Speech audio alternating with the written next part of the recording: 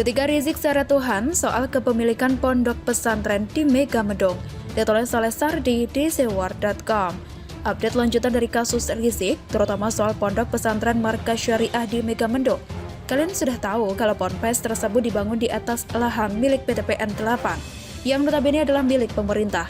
Rizik beralasan lahan tersebut sudah terbengkalai selama puluhan tahun dan sudah dapat izin dari Gubernur Jawa Barat sebelumnya. Kali ini, Rizik mengatakan kalau ponpes tersebut bukan miliknya.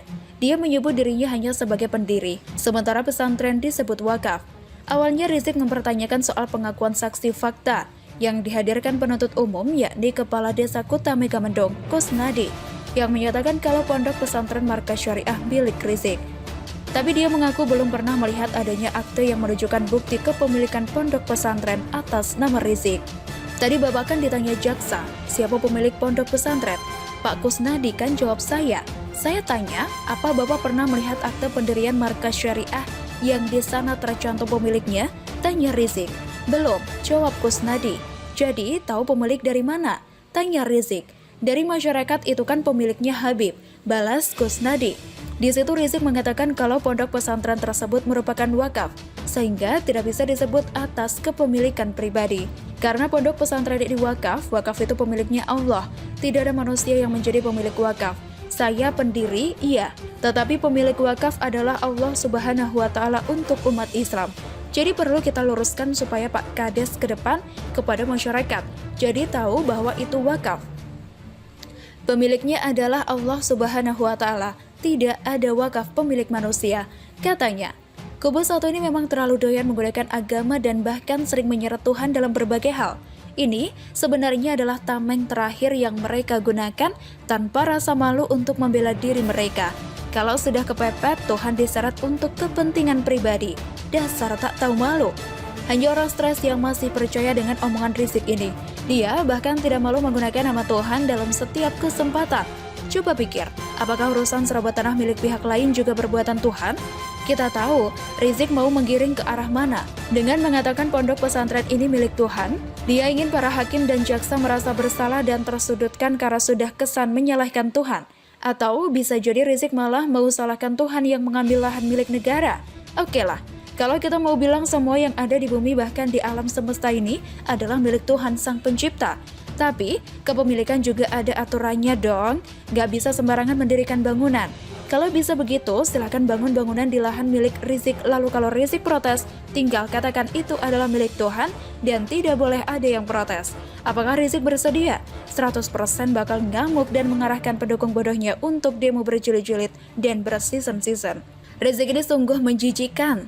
Lebih menggelikan lagi ada yang percaya dan memuja orang seperti ini. Lebih gilanya lagi ada sekelompok orang yang memuja balihonya. Entah Rizik yang terlalu pintar meyakinkan mereka hingga otak mereka seolah tercuci, atau pendukungnya yang terlalu bodoh sehingga gampang disetir bagai kerbau dicocok hidungnya. Buka mata kalian lebar-lebar. Rizik ini tidak lain hanya menggunakan agama untuk berbagai kepentingan. Entah itu politik atau kepentingan lainnya, kok mau-maunya dibodohi dengan cara seperti itu. Rizik ini pintar mengolah kata, atau entah mungkin berguru dari gubernur tak becus, sehingga tak tahu malu bahwa Tuhan seolah dia ini juru bicara Tuhan. Coba pikir, mengambil apa yang bukan miliknya tapi bawa-bawa nama Tuhan. Sungguh berani sekali kan? Kalau mau bawa nama Tuhan, pemerintah pun bisa mengambil kembali lahan itu dengan mengatakan itu milik Tuhan yang mau dipakai untuk kepentingan rakyat banyak. Orang macam apa yang melakukan pelanggaran secara aturannya begitu? Lalu dengan gampangnya membawa Tuhan untuk melakukan perlawanan. Maaf aja ya, rakyat makin muak. Saya pikir sudah banyak yang sadar betapa parahnya si Rizik ini. Jadi orang kok bandel banget, sudahlah salah, keras kepala, susah diatur, suka ngamuk, ancam-ancam pakai sentimen agama pula. Gak pernah ngaca selama ini. Bagaimana menurut Anda? Tengku Zul samakan Munarman dengan Jenderal Ahmad Yani. Densus 88 dengan PKI, ditulis oleh Ayas di sewar.com. Saya sudah menduga di antara jutaan orang Indonesia yang berbahagia Munarman ditangkap polisi, ada 1-2 orang yang kecewa dan sakit hati, terutama mereka yang selama ini berada di barisan yang sama, barisan yang tidak suka dan kerap nyinyir dengan pemerintahan Jokowi. Tengku Zul bisa disebut kawan Munarman, hampir satu jenis. Bedanya, Tengku Zul mungkin tidak sampai mengkoordinir aksi pengkacauan. Tengku Zul hanya menteror lewat cuitan di Twitter. Sedangkan Munarman disebut-sebut meneror lewat orang-orang yang disiapkan menjadi pengantin pengacauan. Tapi, menurut saya, dampak negatifnya sama saja. Pengacauan yang dilakukan Tengku Zul juga berbahaya. Memprovokasi umat dengan ujaran kebencian, memecah belah persatuan kesatuan bangsa. Saya sudah mengira Tengku Zul akan beraksi tak lama setelah Munarman ditangkap.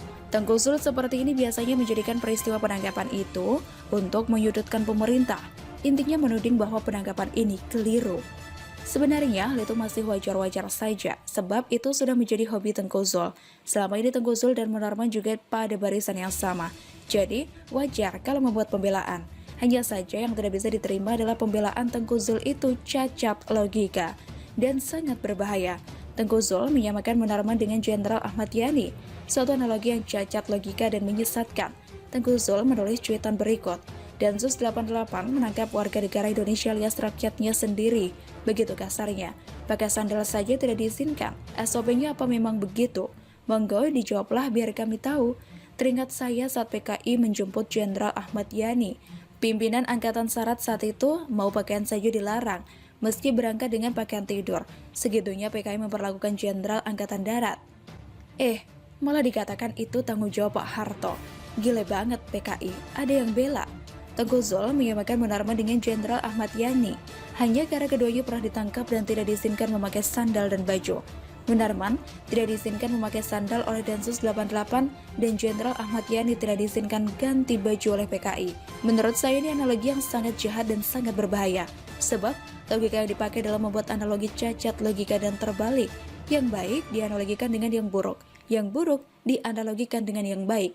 Menyamakan Munarman dengan Jenderal Ahmad Yani jelas kesalahan yang sangat fatal. Tengku Zul membuat analogi hanya karena keduanya sama-sama ditangkap dengan mengabaikan faktor lain. Misalnya, kenapa bisa ditangkap? Munarman adalah orang yang membahayakan NKRI karena jelas-jelas berbaiat dengan ISIS, merekrut orang untuk membuat kegaduhan dan aksi pengacauan di Indonesia. Sebaliknya, Jenderal Ahmad Yani adalah pahlawan Indonesia. Beliau membela keutuhan NKRI dari pemberontakan PKI. Munarman dan Jenderal Ahmad Yani adalah dua sosok yang sangat bertolak belakang. Justru Munarman lebih tepat dianalogikan sebagai PKI, sebab apa yang dilakukan oleh Munarman sangat berbahaya dan berpotensi menghancurkan keutuhan NKRI. Menyamakan Densus 88 dengan PKI juga kesalahan yang sangat fatal. Logika yang dipakai sangat jahat dan keliru. Tengku Zul membuat analogi hanya berdasarkan perbuatan sama-sama menangkap, dengan mengabaikan faktor lain, misalnya kenapa bisa melakukan penangkapan dan sebagainya. Densus 88 bukan pemberontak. Densus 88 adalah pasukan penjaga NKRI dari serangan pengacau yang bisa merusak kehidupan rakyat Indonesia. Sebaliknya, PKI adalah pemberontak yang ingin menggulingkan pemerintahan yang sah. Analogi yang pas adalah justru menyamakan PKI dengan FPI. Saat ini keduanya sama-sama sudah dilarang di Indonesia karena sama-sama berbahaya untuk Indonesia. Saya tak mengerti kenapa orang yang mengaku ulama seperti Tengku Zul bisa membuat analogi sebodoh itu dan cacat logika seperti itu.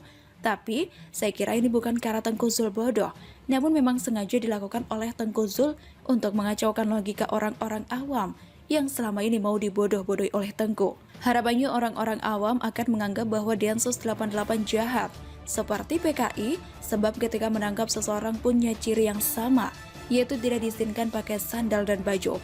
Ujung-ujungnya, orang-orang awam akan menuding pemerintah zalim seperti PKI. Sungguh keji.